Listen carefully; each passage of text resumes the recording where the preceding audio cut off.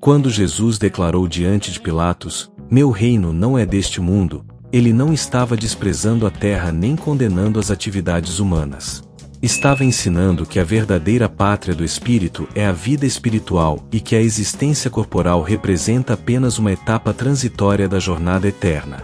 No item 6 do capítulo 2 de O Evangelho segundo o Espiritismo, Allan Kardec responde a uma objeção que ainda hoje é bastante atual.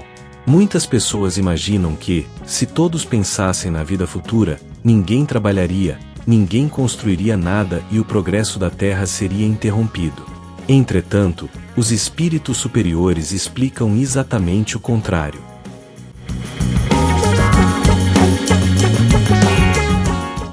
O homem foi criado para progredir.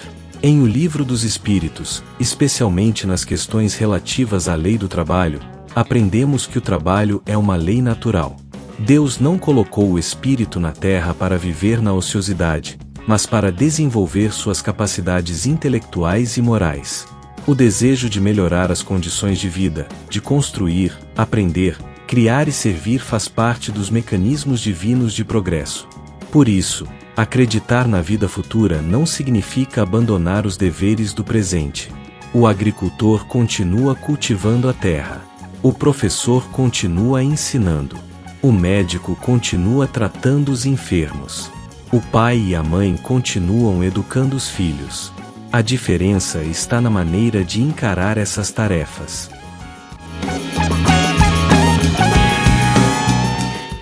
Quem vive exclusivamente para os interesses materiais acaba depositando toda a sua felicidade em bens passageiros. Quando perde uma posição social, um patrimônio ou uma oportunidade, sente-se como alguém que perdeu tudo.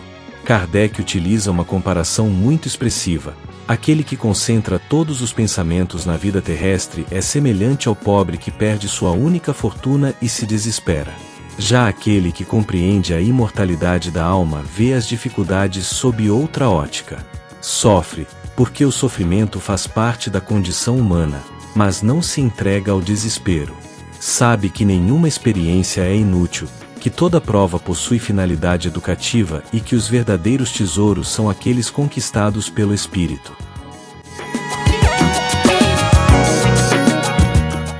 No cotidiano, observamos isso com frequência. Uma pessoa pode perder um emprego, enfrentar uma enfermidade ou passar por dificuldades financeiras. Se acreditar que a existência termina no túmulo, poderá sentir-se derrotada. Porém, quando compreende que a vida continua e que cada experiência contribui para seu aperfeiçoamento, encontra forças para recomeçar. Essa visão está em perfeita harmonia com o ensinamento de Jesus registrado no Evangelho de Mateus, capítulo 6. Versículo 19: Não ajunteis tesouros na terra, onde a traça e a ferrugem os consomem, mas ajuntai tesouros no céu. O Mestre não condenava os bens materiais. Ele alertava contra o apego excessivo a eles. Kardec reforça que Deus não condena os gozos terrenos.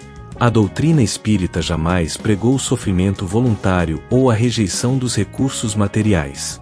O erro está no abuso desses recursos e na inversão de valores, quando as necessidades da alma são sacrificadas em favor das paixões e dos interesses egoístas.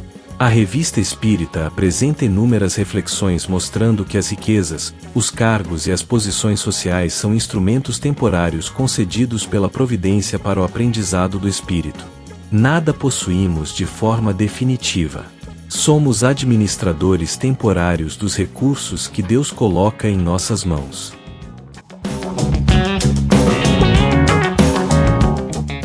Assim, o ensinamento "Meu reino não é deste mundo" nos convida ao equilíbrio.